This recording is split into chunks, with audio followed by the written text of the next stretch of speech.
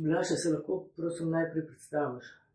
Ja, jaz sem se za vprašanje, ki so zdaj postala izjemno pomembna, se pravi vprašanje upravljanja družbe, začel sistematično ukvarjati leta 2008, ko sem kot novo izvoljeni predsednik Državnega sveta bil soočen z izbruhom globalne gospodarske krize. No in jaz sem od takrat naprej začel študirati makroekonomske, politično-filozofske elemente, ki pomagajo razumeti dogajanja. Takrat smo v Državnem svetu sprejeli dokument, ki odraža opozorilo, se pravi že leta 2008, da je svet zabredel v sistemska neravnovesja na treh ravneh, na globalni ravni, na ravni nacionalnih držav in na osebni ravni, na ravni nas posameznikov. Naše razmišljanje na moj predlog smo sprejeli še nekaj takih strateških dokumentov, med drugim tudi to, da smo leta 2011 predlagali Evropskemu parlamentu, da naj spremeni temeljna načela upravljanja Evropske unije. Opozorili smo, da Evropska unija po naši oceni ni upravljena v interesu državljanov, držav, članic Evropske unije, ampak v interesu globalnih elit, ki uporabljajo Evropsko unijo za uresničevanje svojih špekulativnih ciljev. No, nobenega posebnega učinka takrat ni bilo, ampak jaz sem se osebno od leta 2008 naprej sistematično ukvarjal s temi zadevami. Jaz sem sicer magister poslovnih znanosti, kasneje sem pač svoje znanje dopolnjeval v različnih smereh, ki so nujne za to, da lahko razumemo, kaj se dogaja. Znanje je ogromno, samo treba ga je najti, no s tem sem se ukvarjal zadnje leta. Zdaj, kje smo v sedanji situaciji? Po svoji je situacija izredno komplicirana. Objektivno gledano je to največji šok civilizacijski v celotni zgodovini človeške civilizacije, kjer se je koncentrirana moč oblastnikov odločila odigrati končno vojno proti prebivalstvu sveta, se pravi democidno vojno in iztrebiti večino državljanov. To je tako brutalno, da ljudje kar ne morejo verjeti, da bi kaj takega lahko bilo res, čeprav je to napisano v evgeničnih, depopulacijskih elementih, načrtih Rimskega kluba, Evropske centralne banke, Davoškega foruma in tako naprej. Ne nazadnje 17 ciljev trajnostnega razvoja. Zadeva je tako komplicirana, ker pravzaprav so za vse najhujše stvari uporabljene izjemno blago zveneča imena, kot trajnostni razvoj. To je koncept, v katerega sem tudi jaz še 10 let nazaj verjel, ampak v pravem pomenu, trajnostno trajnostjo. Zdaj smo ugotovili, da ima globalna mafija pod trajnostno pač v mislih uvajanje ene svetovne vlade, monopola nad vsemi naravnimi resursi, vključno s človekom. Tako da to so take stvari, ki večini državljanov predstavljajo prehudo breme, pretnjo, da bi jo ponotranjili. Na ravni dejstev mogoče to registrirajo, ampak ne ponotranjijo. To je učinek kognitivne disonance in kaže se kot potrjuje študije relevantnih heterodoksnih psihologov, kot je na primer Matijas Desmet, da gre za sistematično izvajanje pogojev družbenih za globalno hipnotiziranje državljanov. Tako da večina državljanov, pomemben del državljanov enostavno ni pripravljen razmišljati na osnovi svojega zdravega razuma in svojih občutkov, ampak posluša propagando, ki pa je bila nam spretno za desetletji psihološke vojne Hollywooda, Disneylanda in vseh teh zadev infiltrirana v našo podzavest. Tako da vse, kar danes doživljamo, smo na nek način bili deležni, te kategorije poznamo, bile so nam infiltrirane in le redko kdo se je v stanju zoperstaviti temu in reči ne. Globalisti so se odločili izvesti 3 stvari.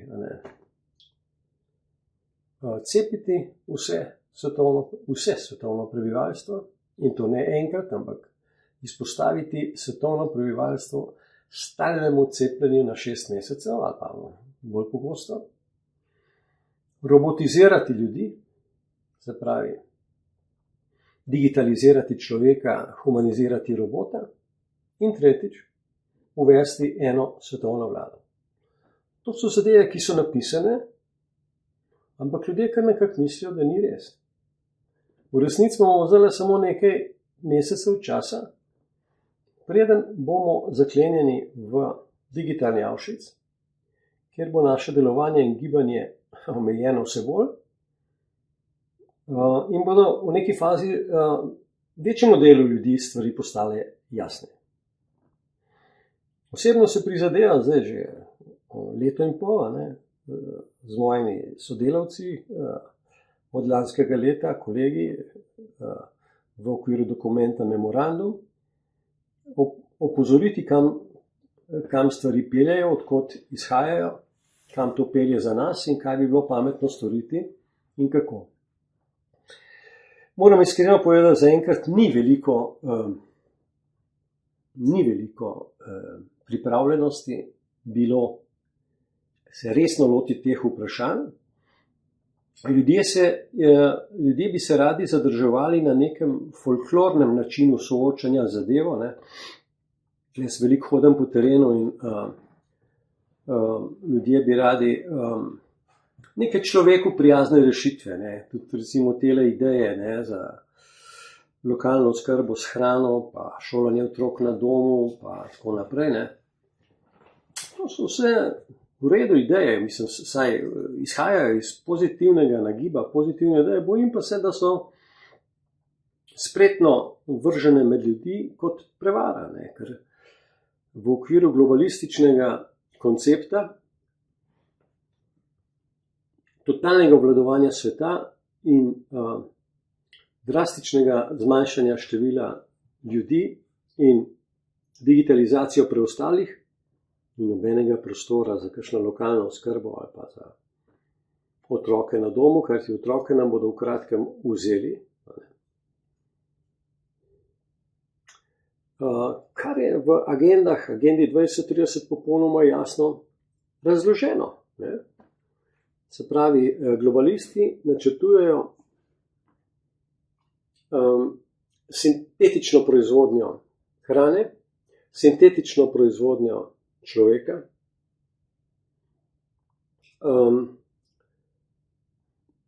odpravo spolov. To so zadeve, za katere so tehnologije že desetletja razvijane in ki so v teku. Ujeti smo v 3 glavne kletke, jih je sicer več, ampak 3 glavne dogmatske kletke so, znotraj katerih za nas ni preživetje.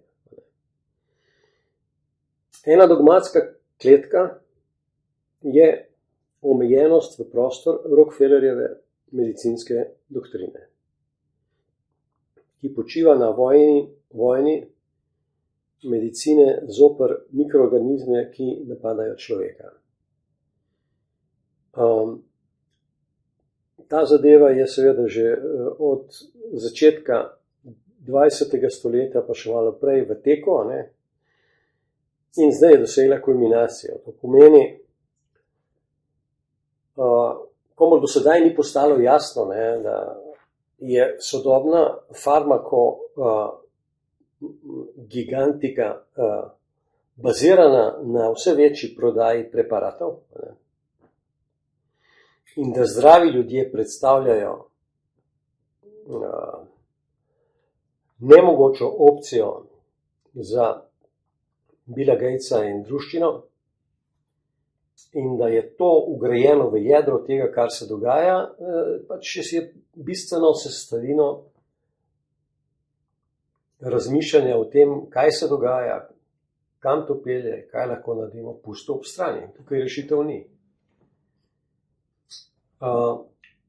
Zakaj sem rekel dogma? Ne? Ker ni nikoli znanstveno bilo dokazano, da bi katerikoli virus povzročil katerokoli bolezen. Ni nobenega znanstvenega dokaza za to. Kot je prezgodaj umrla švicarska strokovnjakinja za področje cepiv Anita Petek rekla,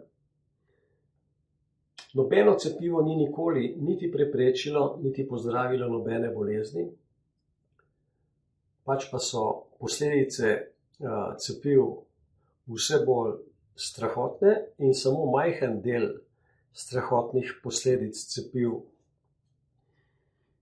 pride na dan.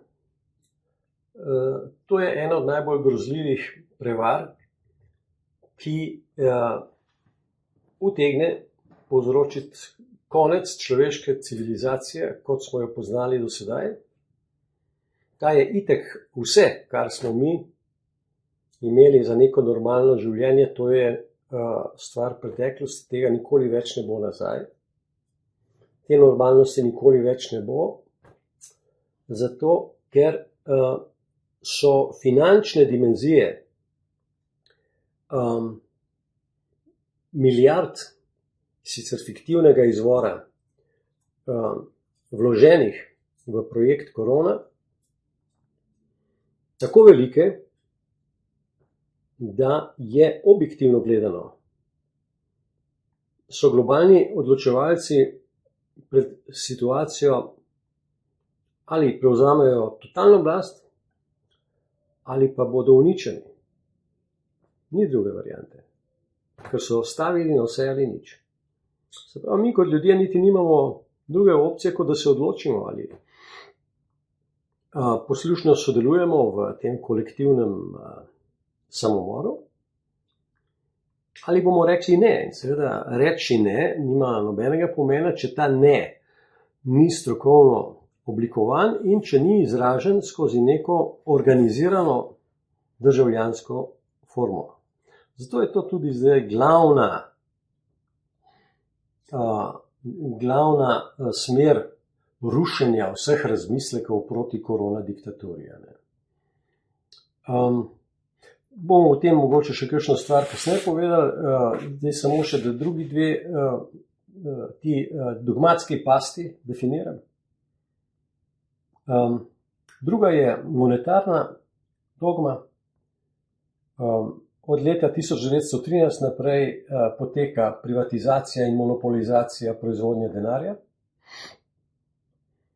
In z letom 1945, ko so prevzele vlogo globalnega imperija, je ta zadeva začela dobivati globalno dimenzijo. To pomeni, da ima globalna oblast s centrom v BIS, Basel, se pravi Bank for International Settlement, totalno kontrolo nad denarjem. In v bistvu pa to realizira na popolnoma lažni definiciji, kaj denar je. In vse ekonomske fakultete učijo napačno teorijo denarja, ki podpira sedanjo globalistično monetarno strategijo. V bistvu je ta monetarna dogma, centralna dogma, skozi katero si zagotavlja ta globalna oblast, vedno neomejena sredstva za investiranje v karkoli. Ekonomsko gledano, v bistvu pa to pomeni, da je vzpostavljen mehanizem, kjer skozi monetarni sistem in različne druge tehnike ljudem jemljajo kupno moč, zapirajo delovna mesta, sprožajo vojne, epidemije in tako naprej, vse za ljudski denar v različnih oblikah.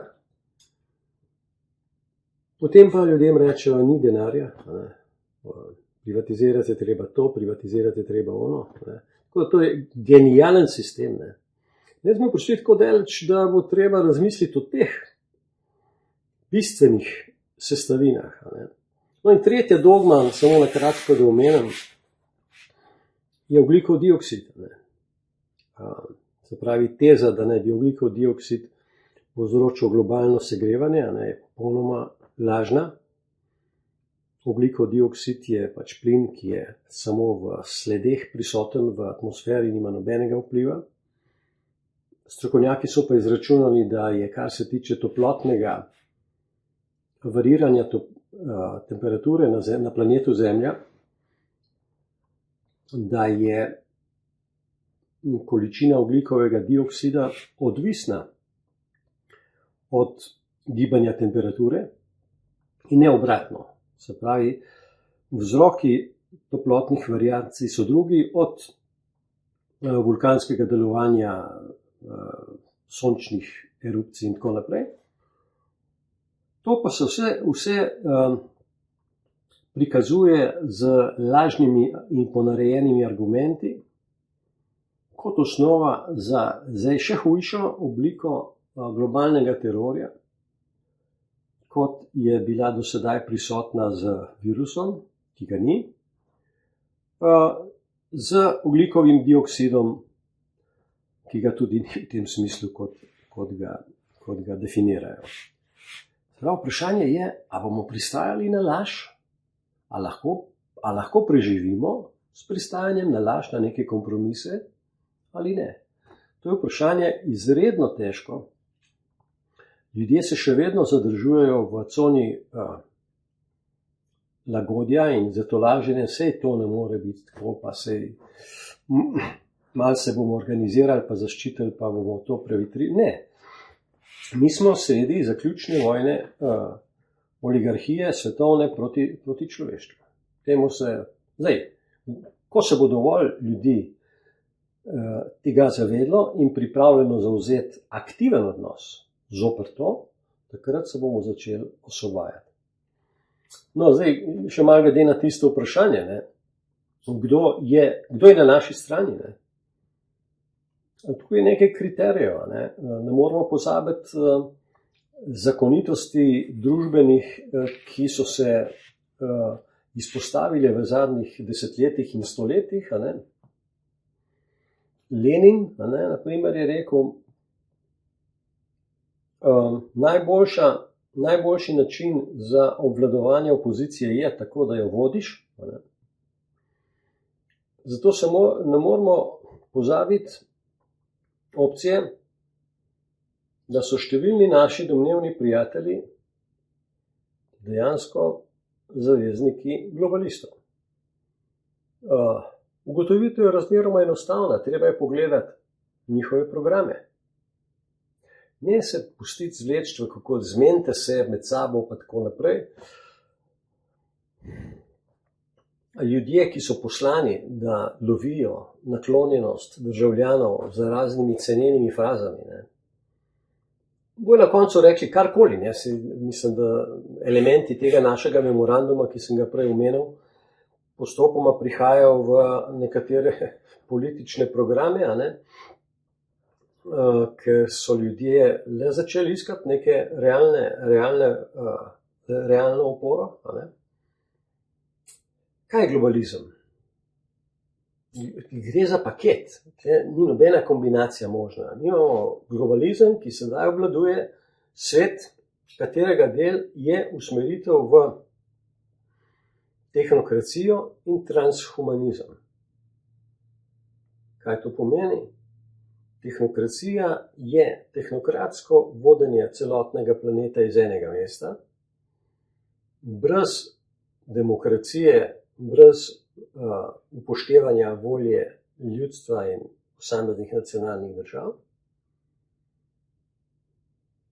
Transhumanizem pa je transformacija človeka v digitalno poslušno bitje. To so stvari, ki so v teku. Zdaj, ljudje se še vedno branijo. Do nedavnega so bile to teorije zarote, zdaj je jasno, da so to niso teorije, ampak da so zarote. Ampak ljudje še vedno iščejo neke tolažbe in mislim, da nasplošno nikjer po svetu, pa tudi pri nas, še ni tistega besa, volje za organizirano nasprotovanje. Organizirano nasprotovanje. Pripravljenosti za to med ljudmi ni. Za srečevanja, za debatiranja, za razne zadeve veliko, ampak da bi se vprašali, kaj pa v resnici nas vodi v osvoboditev, ne, to pa ne. Če sistem upravljanja sveta kot je, ne bo zrušen, potem se bo ta stvar peljala naprej.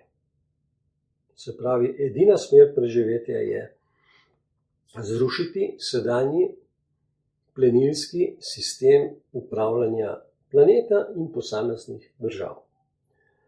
Tukaj je nekaj neobhodnih korakov. Prvi je popolna uveljavitev suverenosti nacionalnih držav. Za Slovenijo to pomeni, narod si bo pisal sodbo sam, ne frak mu je nebo in ne talar, ali, če želite, 3. odstavek ustave, ki pravi, v Sloveniji ima oblast ljudstvo. Pa ljudje lahko sami preverijo, kateri slovenski politik je izpostavil problem, da v Sloveniji zadnje leto in pol, skoraj 2 leti, nima oblasti ljudstvo. Kdor tega ni izpostavil kot problem, je sam problem.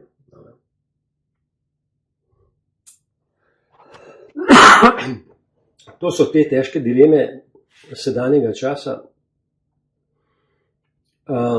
Nihče ne more delati čudežev, po svetu se ljudstvo upira, dosega posamezne zmage, ampak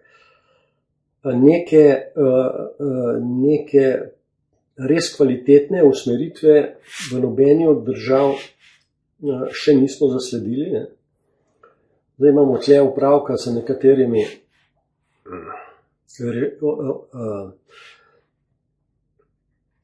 nekaterimi rešitelji, od recimo dr. Filmiha pa naprej, kjer, če objektivno pogledamo, jaz spremljam sistematično njegovo delo, ogromno je doseženo, to je bila in je najpomembnejša svetovna platforma predstavljanja dejstev in dosežena objektivna ugotovitev, da pandemije ni, ker je nobena statistika ne podpira.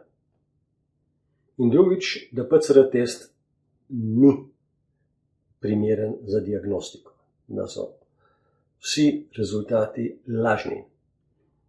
In še nekaj drugih zadev, podprli so nekaj pomembnih judikatov po svetu in tako naprej, to je odlično, vendar pa ostaja tudi ta Filmihova komisija precej upeta v Rockefellerjevo medicinsko doktrino, njihovi glavni sogovorniki verjamejo v viruse, tudi celotna falanga svetovnih slavnih nasprotnikov korone, od dr. Malovna pa Jidena pa tako naprej, ne, ki napadajo sedanje zadeve, prisegajo na cepiva kot cepiva. Ne. To je nedopustno, ne, ker če sem jaz kot ekonomist lahko našel znanstvene vire, ki dokazujejo, da patogenega virusa ni, so ti vrhunski strokovnjaki imeli bistveno lažjo možnost, ne, te stvari ugotoviti tudi sami in da ponavljajo po skoraj 2 letih iste Rockefellerjeve dogme in mislijo, da bojo s tem pripomogli k znanstveni resnici, ne, je malo verjetno slučaj ali pa rezultat neke neumnosti. Tako da hvala za vse pozitivno, kar ti ljudje prispevajo. Ne. Po drugi strani pa vidimo, da prihaja zdaj v prostor ogromno dejstev, ki zaskrbljujejo zdaj debate, ne, kako gre ta mRNA v celice, pa ne gre v celice, pa shedding je, pa sheddinga ni, pa tako naprej. Ne. Ogromno teh strokovnih debat, ne, ki pokrivajo teren, vse pa prikrivajo v bistvu problema. Ne. Odločili so se, da nas bodo pobili. Zdaj, a bo mRNA tako malo drugače, sekundarno. Mi se moramo najprej do tega temeljnega dejstva opredeliti. Ljudje so pa zdaj, jaz sem vsak dan, ljudje, ki jih cenimo, ne, vidim, da so se čist predali temu širjenju nekih posnetkov, alarmantnih o tem, o onem, o tretjem, ne, da bi bilo nujno vse narobe z njimi, ne, ampak to v bistvu samo prispeva k obupu množic, ker to ne pelje do nobene rešitve. Rešitev za ljudi je samo na področju upravljanja družbe, se pravi, da se mi vrnemo nazaj. Se nikoli ni bila zadeva idealna, ne, ampak da vzpostavimo vsaj tisto, kar piše v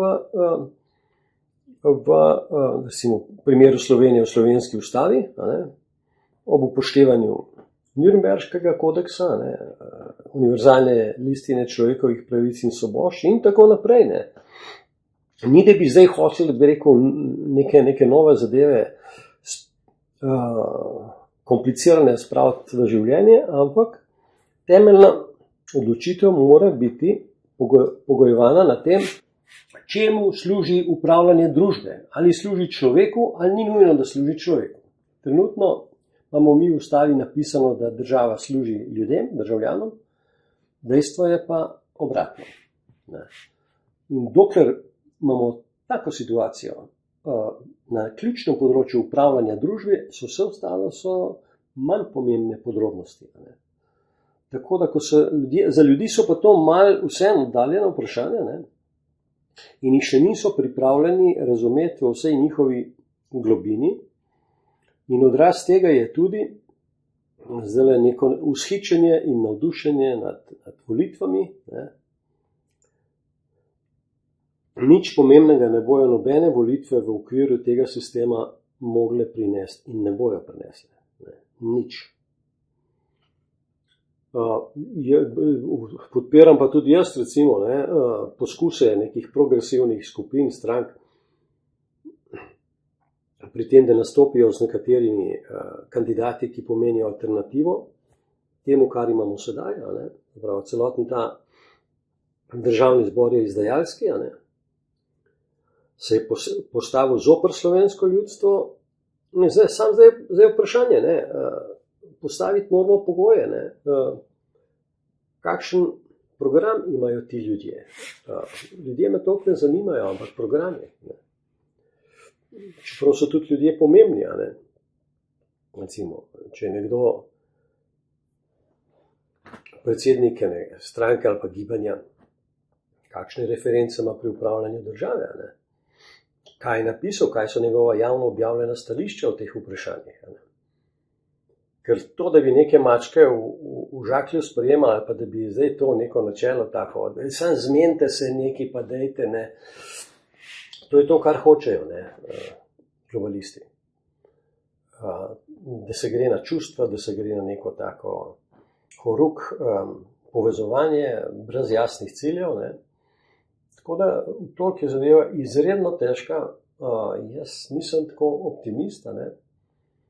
Bomo pa začeli zmagovati takrat, ko se bojo ljudje pripravljeni začeti boriti za svoje preživetje. In nič prej. Taki naslov, zdaj vam ta teden recimo nekje eno predavanje, kaže, iztočnice kaže popolno nerazumevanje problema. Ne. Kako preživeti tole krizo, pa kako delovati v novi normalnosti. To pomeni, da pojma nima tisti, kaj se dogaja. Ne.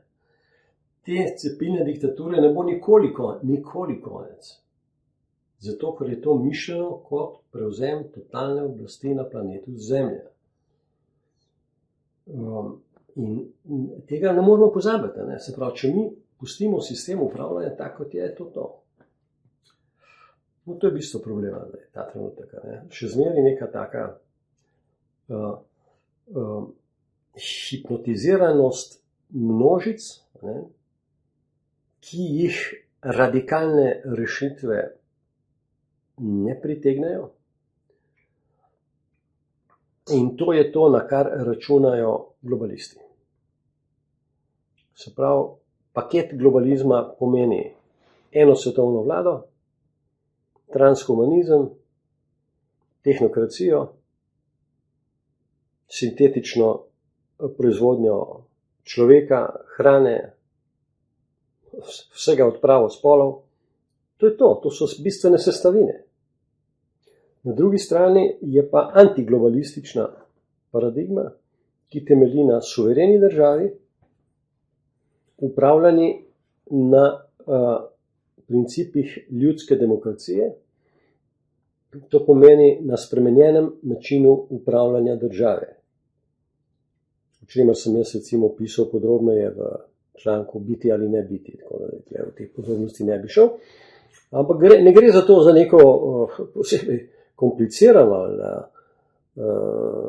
futuristično rešitev. Gre za uporabo nekaterih principov, ki so v preteklosti že se izkazali, da lahko delujejo dobro,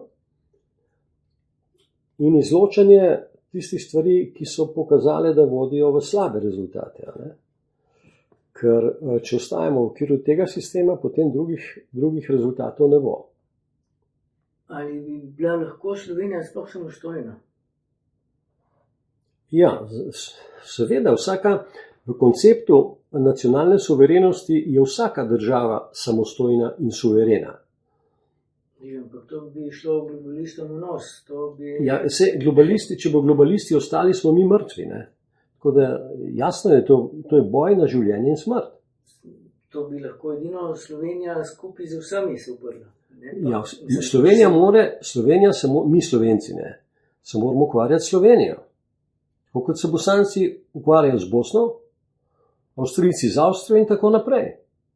Potem, ko bomo svoje države osvojili nazaj, in recimo ta misel, zdaj pravzaprav ravno v zadnjem filmihovem pogovoru z irskima dvema predstavnikoma so prišli točno do te ideje, ker je filmih prvič uporabil tudi izraz nacionalna suverenost, suverenost nacionalne države, ki ga v zvezi z Nemčijo še ni uporabil. On govori o neki suverenosti regije, kar je malo dvomljiv pojem, ampak glede Irske je bil pa jasen in je rekel, sigurno morate vi pridobiti suverenost irske države nazaj, ker Irska je bila izropana strani tehnoloških korporacij v zadnjih desetletjih. Je uničena, tudi uničeni vsi njeni naravni resursi, pridobivanja hrane tega, oni imajo vse izmaličeno, čeprav bi ta država lahko odlično delovalo, kar pravijo Irci, jaz temu verjamem. Tako da vsaka nacija, se pravi v našem primeru Slovenci, moramo dobiti svojo državo nazaj v tem smislu, da bo naša država delovala za nas. Je to tako čuden? Kaj to pomeni? Pa razpad Evropske unije? Absolutno. Bomo imeli spet svoj dinar? Absolutno. Evropska unija je superfašistična tvorba. Obstoj Evropske unije pomeni smrt za državljane držav članic Evropske unije. To je popolnoma jasno. Zdaj, zadnji primer, ne? Ursula von der Leyen, ki želi hitro uvesti obvezno cepljenje za vse, njen mož pa dobavlja cepiva. Ne? To so desetine milijonov provizij in tega se vrtijo. To je tako korumpirano do konca. Ne? Tega popolnoma podkupljene mašinerije, masivne mašinerije Evropske unije, NATO, noben hudič ne bo prenovil. Ne? Ta zadeva se bo bodisi sesula v svojo bazo, ne? Ali bo pa nas uničila. Ni. Tako so postavili zadeve. Mi lahko se samo delamo, da tega ne vidimo. Kako hitro je šlo pri tej politiki, od samo 14 dni bomo mečken lockdown pa to naprej, do tega, da gre zdaj za obvezno cepljenje, ne, do tega, da nam leto in pol inficirajo večino slovenskih državljanov s tem testiranjem, s tem drkanjem v možgane noter, z maskami, ki nam uničujejo zdravje, še posebej otrok. Ljudje pa kot ovce, ker v bistvu tako, za razliko od naših prednikov leta 1941, ki so bili bolj v zelo skromnih razmerah in so se hitro soočali, je današnja družba generalno gledano zelo zblojena, globalistično zblojena. Ta lažni levi liberalizem, popolnoma deviantna kultura, recimo filozofi, kot Žižek pa tako naprej, to so čist nacistični propagatorji postali, ker neki levi filozofski levi do včeraj, kdor je to hotel verjeti. Tako da mi sploh nimamo druge opcije, nimamo druge opcije, oni so nas postavili pred odločitev, delaj se, kot da ni nič in pojdi naprej mirno in sodeluj v skupinskem samomoru ali pa upri se, reč ne. In to ne bo enostavno, ko bomo rekli ne, seveda bojo vsiljevanja, likvidacije, terora, vsak, ki se bo izpostavil, je v tvegani poziciji. Zato tudi čim prej čim več, tem bolj bomo zaščiteni. Dokler samo nekaj posameznikov govori resnico, se lahko zgodi karkoli. In to se tudi dogaja, marsikje po svetu. Oblike teh pritiskov so različne. Mislim, da na veliko dobrih ljudi so izvajani taki pritiski, da so spremenili malo svoja stališča, bolj kompromisna. In zdaj brskajo po nekih podrobnostih, kot da bi to imelo kakšen vpliv na bistvo stvari. Bistvo stvari je samo eno in do tega se moramo opredeliti in vsakdo, ki je v javnem prostoru prisoten in želi dati državljanom ponudbo za volitve, mora biti jasen, kar se tiče tega. To pomeni, sem za globalizem ali sem proti globalizmu. Sem proti globalizmu za suvereno Slovenijo. In proti cepljenju in tako naprej. Prosim? In proti cepljenju in tako naprej.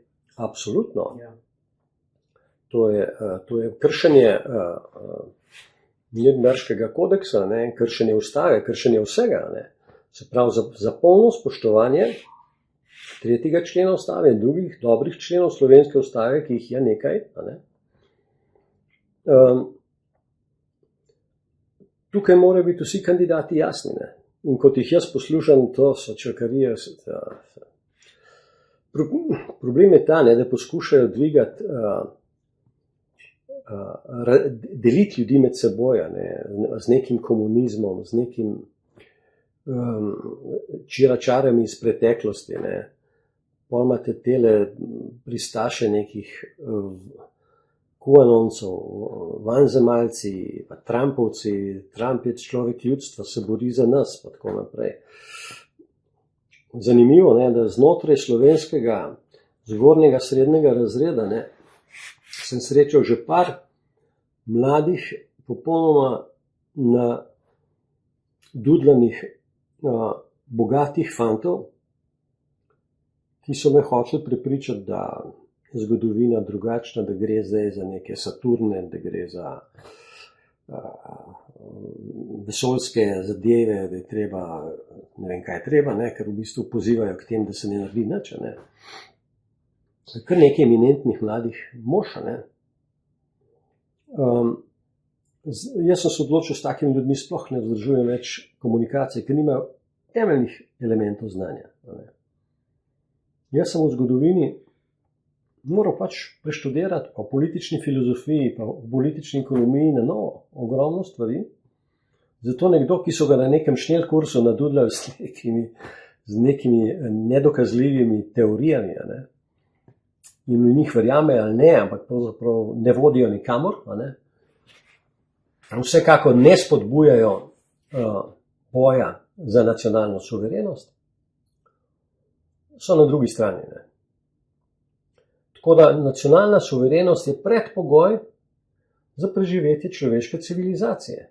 Tako za Slovence, kot za Nemce, kot za Hrvate, kot za Avstrijce. Vsak pač bo rešil svojo državo. In ko bo nekaj držav presekalo ta plenilski tok denarja, ne, se bo sistem zrušil. Če do tega ne bo prišlo, se ne bo zrušil. S tem, da teh kreditov, ki so bili v bistvu že kar leta bildani za korona projekte, ne bo nobena država v stanju vrniti nikoli, ampak bo ostala v večnem dolžniškem razmerju do globalnih financerjev. Kako pa ta problem pa rešiti? Popolnoma enostavno. Ne. Treba je to v bistvu nacionalne finance, ne, ker suverenost je možno definirati samo tudi z monetarno suverenostjo. Zdaj, če bi se Slovenija ta trenutek kot prva in edina postavila, jasno bi bila zmečkana. Ne. Jaz govorim, ampak po drugi strani pa, če tega ne bomo naredili, bomo tudi zmečkani. Ne. In to mečkanje, te variante druge teče, ni drugega. Vsaka nacija se bo morala odločiti, a ima toliko vitalne sposobnosti, da hoče preživeti. In v tem kontekstu je tudi monetarna suverenost, ki bi za to konkretno vprašanje morala pomeniti, da se takoj zamrznejo vsi dolgovi, ki izvirajo iz korona projekta, in da se upravi revizija te globalne prevare, ker se že vnaprej jasno ve, da je to prevara. In to pomeni, da morajo biti umaknjeni iz funkcij vsi akterji, se pravi mednarodne finančne korporacije, vsa vodstva nacionalnih držav, ki so sodelovala pri tem. Brez tega ni rešitve. Tako huda je zadeva. Ampak nič ne pomaga, če se ne zavedamo globine problema, ki je res, mislim, meni je tudi težko, ko te stvari študiram in gledam. Jaz sem tudi samo človek. Ampak te stvari razumem, ker jih proučujem pri avtorjih, ki so eksperti za različna področja, ki tvorijo to zadevo, in je zadeva popolnoma jasna. Ne. Se pravi, ta vlogo financ je treba v novem upravljanju družbe redefinirati. Ne. Finance so družbena infrastruktura. Finance so odličen suženj ali pa sluga in katastrofalen gospodar. Ne. Denar je 5000 let stara iznajdba človeštva. Ena najpomembnejših pozitivnih iznajdb, ampak je zdaj seveda eksponencialno zlorabljena. Ker denar po svojem ekonomskem, družbenem bistvu je ena čisto preprosta zadeva. Denar ni drugega kot potrdilo o upravičenosti do delčka družbenega produkta. Denar nima vrednosti. V finančnem sektorju in z denarjem se vrednost ne ustvarja. O tem najbolj podrobno publicira Michael Hudson, vrhunski svetovni politični ekonomist. On to imenuje fire sector, se pravi finance, nepremičnine, zavarovalništvo. To so plenilski sektori, v katerih se vrednost ne ustvarja, ampak se napihuje in pleni. Zdaj, ti principi so tako plenilski pripeljali tako daleč, da so povzročili že nekaj kriz, mimo grede, da se razumemo. Nobena kriza ni nastala kot nek naravni pojav ali pa neke Madonna. Vse so bile planirane, vse vojne, vsi teroristični napadi, vse epidemije so bile planirane. Zdaj ugotavljamo še dodatne grozljive zadeve na področju zdravja človeštva. Recimo klopni meningitis. To je ameriško vojaško biološko orožje, ki so ga razvili japonski strokovnjaki, ker so po drugi svetovni vojni podobno kot nemške eksperte v okviru operacije Paperclip, tudi japonske eksperte za biološko vojno prepeljali v ZDA in od takrat naprej delajo. Tako da bomo zdaj tle en kup bolezni, za katere zdaj ugotavljamo, da so znanstveni argumenti, da so bile v bistvu umetno ustvarjene in vržene med ljudi. Zato seveda, čudežev ni na svetu, zakaj je 400 bioloških vojaških laboratorijev po svetu? Najbrž ne, da raziskuje, kako bi ljudem bilo dobro. Za vojne, motiv za vojne imajo pa vedno samo vladajoče strukture. In vojne nikoli ne prinese ljudem nič dobrega. Ne biološke, ne druge. Zdaj, kakšna je razlika med tistim cepljenjem, ki so bila midva cepljena leta 60 recimo, ali pa zdajšnjim? Ja, to so, jaz spremljam te strokovnjake, bi rekel, z teh različne, pogledi so malo tudi različni, ampak večina gre v tej smeri, da so bila cepiva nekje do leta 85 pač dosti klasična cepiva, ki so bila narejena po klasični metodi, izolacije domnevnega virusa in omrtvičenjem virusa in njegovim dodajanjem v cepivo, variante, živi virusi, mrtvi virusi in tako naprej. Da pa po letu 85 se pojavlja pa v bistvu vrsta zelo spornih sestavin cepiv. Potem so pa znanstvene študije narejene z kancerogenimi dodatki, z adjuvansi, z aluminija, živo srebro, ki pojasnjujejo lahko odkot kar naenkrat porast raznih demenc pa tako naprej. Tako da zdaj, mislim, gledati moramo, kaj se dogaja. Mi imamo opravka za najmanj obolelo generacijo otrok v zadnjih desetletjih. Vzrok so cepiva. Glavni, dodatnih je še drugih ogromno. Zdaj tako, kar se tiče pa teh preparatov, COVID-19, to pa strokovnjaki pravzaprav precej enotno pojasnjujejo, da so to pripravki za genetsko transformacijo človeka, in so objavljeni tudi pretresljivi posnetki in dokumenti in znanstvene študije o sestavinah teh pripravkov. Raznih, bi rekel, organizmov, pol živih, pol ne vem kašnih. Zdaj, za mene pravzaprav niti ni tako atraktivno iti, ne vem kakšne podrobnosti tega. Temeljni namen tistih, ki imajo škarje in platno razporejanja razvojnih sredstev, je eliminirati večino človeštva. Tako da to je osnova. In vse ostalo so podrobnosti. Na ta način bojo imeli pač manj služno, Ne, mene tako način razmišljanja me sploh ne zanima, kako bojo oni pol kaj. To mene ne zanima. Mene zanima, kako bomo mi Slovenci preživeli, ali kako se bomo mi Slovenci postavili za svoje preživetje. vse bolj se kaže, da so ti načrti genialno pripravljeni, ker v bistvu ta način izsiljevanja ljudi, da so se šli cepiti v tako visokem procentu po celem svetu, ne iz prepričanja, da gre za nekaj dobrega za njihovo zdravje nujno, ampak ker so popustili izsiljevanjem, kar je človeško nerazumljivo, istočasno je pa to kršenje Nürnberškega kodeksa. Tako da celotna svetovna oblast je kriva zločina proti človeštvu in človečnosti. Že po teh elementih, nobenega dvoma ni o tem.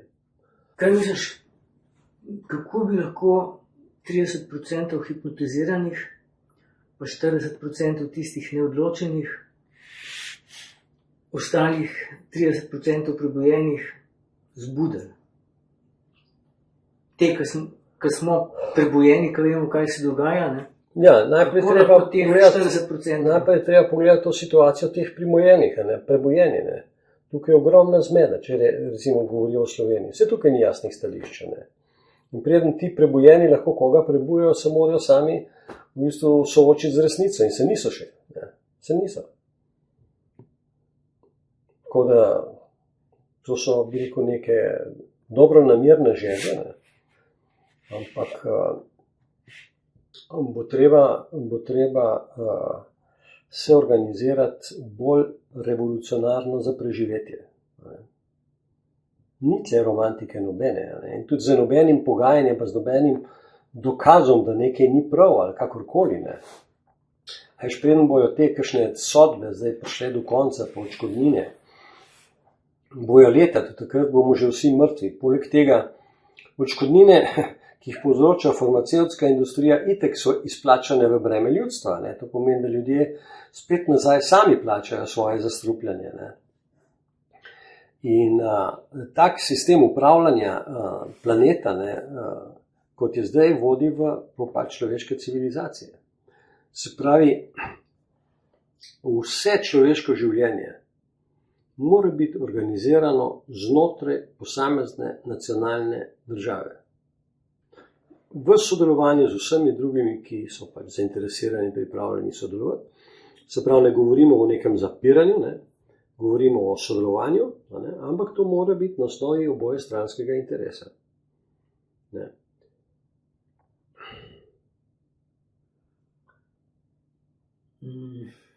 Kaj misliš, kaj z našimi poslanci? A so tako naivni, da ne vejo, kaj se dogaja? A so podkupljeni? A vedo ali ne vedo? Kaj z njimi? Ja, najbolj je važno, kako delujejo. Zdaj, kaj jih k temu vodi, je sekundarno vprašanje. Delujejo pa tako, da niso pripravljeni niti postaviti vprašanj, kaj šele razmišljati. Mi smo kot Zavod za svobodo življenja dali pobudo na RTV, 2 meseca nazaj, za organiziranje okrogle mize o tej problematiki. Nismo dobili niti odgovora. Pa smo urgirali pri vodjih vseh poslanskih skupin, da naj Državni zbor, ki ima vlogo v zvezi z RTV, da naj pozove, da se opravi ta okrogla miza, ali pa bi se lahko v Državnem zboru. Nič odgovora nismo dobili nobenega. Tako da so toliko neumni, ali so toliko podkupljeni, ali so toliko indoktrinirani. Učinek je, da so izdajalci slovenskega ljudstva in da niti vprašanja niso postavili. Bo objavila še, kje se da ta memorandum? Ja, na spletni strani zsz.si, se pravi Zavod za svobodo življenja, je ta memorandum tudi objavljen. Kaj pa ta tvoj članek, biti ali ne biti, to bi jaz imam ključne članke na portalu Zdravo Slovenija o upravljanju, to je ta zadnji, ker potem nisem več pisal, ker sem glavne teme obdelal. Potem sem obdelal vprašanje o virusu in denarju, potem univerzalni temeljni dohodek in analizo teh agent, pa še par drugih tem. Vse ključne vprašanja sem podrobno strokovno analiziral v teh člankih na portalu Zdravo Slovenija. Ali lahko se mogoče v par stavkih narediš obnovo teh? Ja, se neke so že pravzaprav se dotaknila, ne, teh zadev. Eno vprašanje je bilo, kam po koroni, ne, ki so ga lansirali v slovenski prostor.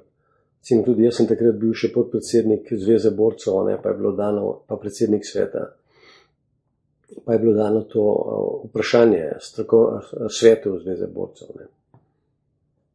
In jaz sem pojasnil takrat in borcem in slovenski javnosti, da ne bo nič po koroni, ampak da je to večna projekcija, če bo globalistični načrt uresničen. Sem šel analitično predstaviti te zadeve, tudi tisto slavno kolo, COVID, oziroma tole kolo iz Svetovnega gospodarskega foruma, COVID-19, kot enkratna priložnost za preureditev sveta. Oni so to takoj objavili takrat. Ne. To je vse objavljeno. Ne. Tako da te glavne zadeve sem tle razdelal. Potem sem pojasnil v tem članku biti ali ne biti, ne,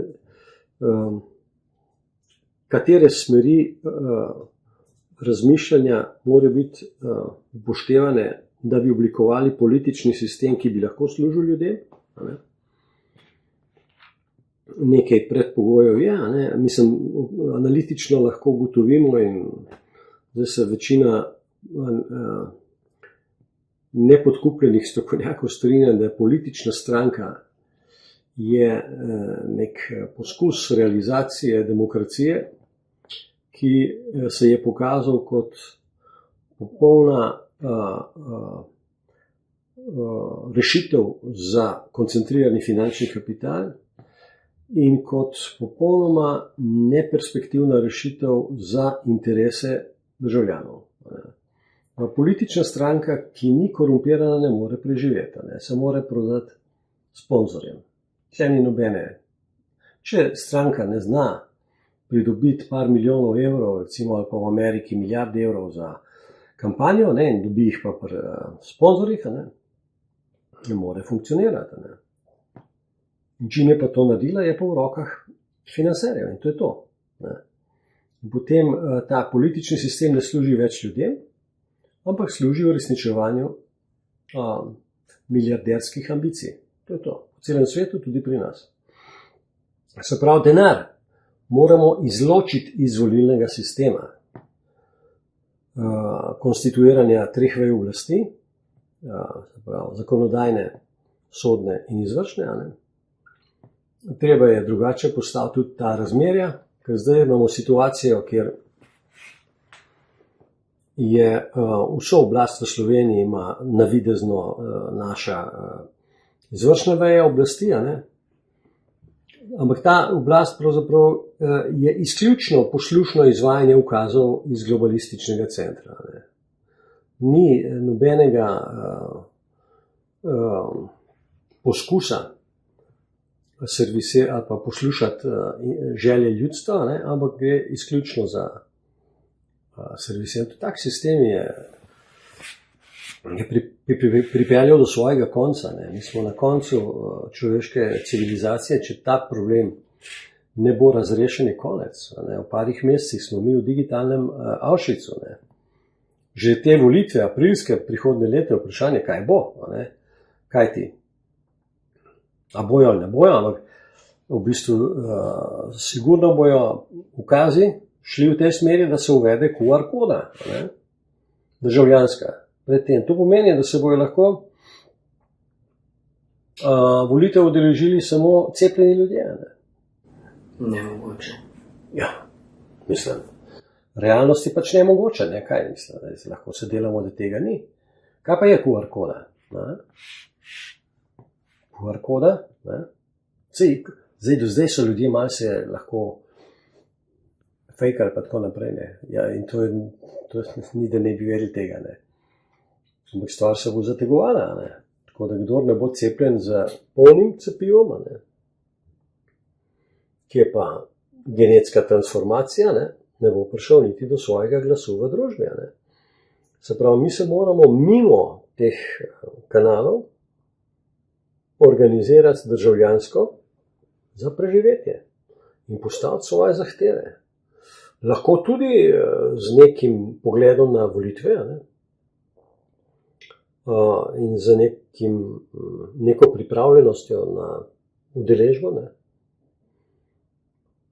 Ampak z jasno ugotovitvijo, da to ni rešitev problema. Ker Slovenija bo prišla pod ljudsko upravo šele takrat, ko bo izven sistema sprejela neke plebiscitarne odločitve. Ker sedanja ureditev referendumske zakonodaje,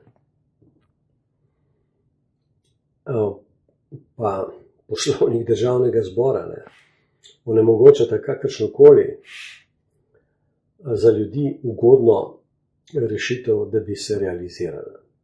To je pač jasno, vse ostalo je prevara.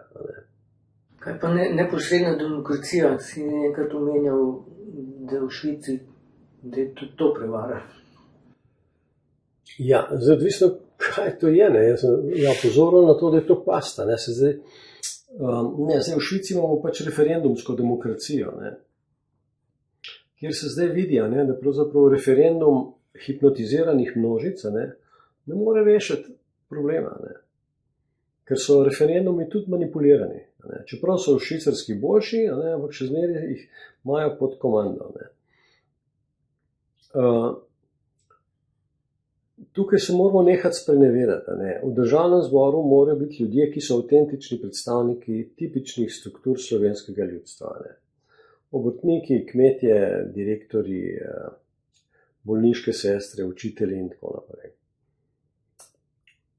Malo podobno delegatskemu sistemu, recimo sistemu državnega sveta, ampak za nekimi korekcijami. In to morajo biti polprofesionalni politiki, se pravi delegati, to je bistveno. Zato, da tisti ljudje, ki sprejemajo pravila igre v naši državi, ostajajo stalno vezani na svojo ljudsko bazo, strokovno bazo.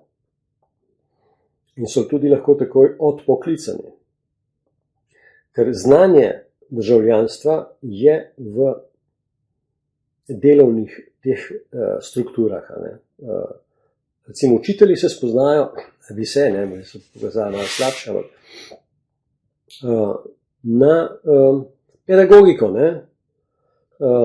industrialci na industrijo, obrtniki na obrtništvo, kmetje na kmetijstvo. In tukaj se mora odločati in ti ljudje poznajo problematiko. In so tudi, recimo, toliko jih je, da lahko med sabo izberejo nekoga, ki bo znal kvalitetno predstavljati te interese. To je ta dom, ki je zdaj državni zbor, kjer se sprejemajo zakoni, mora biti tako sestavljen. Vsaka druga oblika ne omogoča volje in to strokovne volje ljudstva, da pride do izraza. No, potrebnih je še nekaj drugih, seveda dograditev ustavnega sistema in davčni sistem je bistvena. Monetarna suverenost je bistvena. Tako da je kar nekaj teh sprememb, ampak začne se pri taki organizaciji države, za katero saj lahko utemeljeno verjamemo, da bo lahko služila ljudem, ker sedanja ne more. Je lahko, ne vem, bi lahko kakšen super predsednik bil izvoljen države ali pa vlade, nič ne more, ker od tega sistema nič ne more spremeniti. In vsakdo, ki pravi, da v okviru sistema spremenil kaj, je demagog in gleda svoje interese parcialne. Blaž, da boš kaj pripravljen, da se kakšen tak intervju naredi v angleščini? Ja, kakorkoli. Še za Evropo. Ja, prav. Ali se s Katarino pogovarjava zdaj, da bo knjigo napisala, ne. To, kar si ti sugeriral, ne, v bistvu v glavi jo že imam, sam zdaj bo treba. In jo bova pisala istočasno v slovenščini in angleščini. Tako malo strukturo že dogovorjeno, ampak treba se bo lotiti. Malo smo vsi skupaj razočarani in resignirani, ne. Recimo člani tega našega strokovnega sveta, ne. Od Mateje Černič do Katarine Rižnera, ne. Karin Rižner, ja. Zdaj sta se tudi Komat pa Živan Krevelj sta se pridružila, ampak pa Gregor Knafelca, ne. Katarina Vidner je tudi v bistvu zelo razočarana bila nad tem, da folk se kar predaja te neki pornografiji, ne. Politični, družbeni, naseda na take finte, ne. Resnica jih ne zanima, ker peče resnica, ne. In povzemo v izginotje, ne. Če se ne bo v bistvu pojavil nek zadosten kvantum ljudi, odločenih, da se bojo borili za preživetje. In to organizirano. Ker v bistvu vsak, ne, zdaj jaz jih veliko srečujem po terenu, ja, jaz imam orožje, pa sem že zaščiten. Kak je se bo zaščitil? Če prije do tega, ko bo začela vojska hoditi, ljudi pakirati v koncentracijska taborišča, kdor se bo uprl, bo pokončan in njegovo imetje zaplenjeno, ne. Se pravi, treba se organizirati za akcijo pred tem, ne na svojem hišnem pragu, ne. Še nismo tam. Ja, meni je bila brca urit lansko let spomladi, ko se je začela oglašati naša Tršica, Karin Rižner, ne, javno, brez strahu, ne. In pa sem tudi jaz začel tako delati. Res je. Ker ukrepov ne bi smelo biti, ker je pandemija izmišljena. Umetno ustvarjena. Z zastrupljanji, z 5G in tako naprej, se vemo, kaj se dogaja v Wuhanu, pa v Bergamu, pa v New York City. Ne. In potem za pobijanjem starih ljudi, z preparati, ne, v domovi za ostarele, ne, evtanazije množične, ne. To je ta angleški direktor pogrebnega zavoda, ne, razkril.